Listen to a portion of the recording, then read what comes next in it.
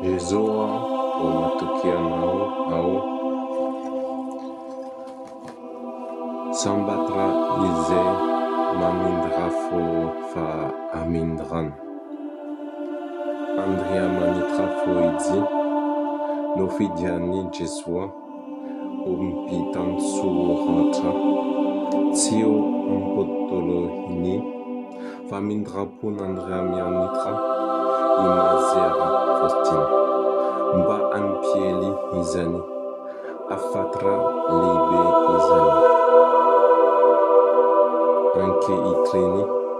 dia era iko eo an'izao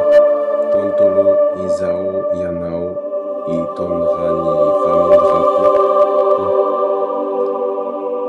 tsy tiako ny asa zasy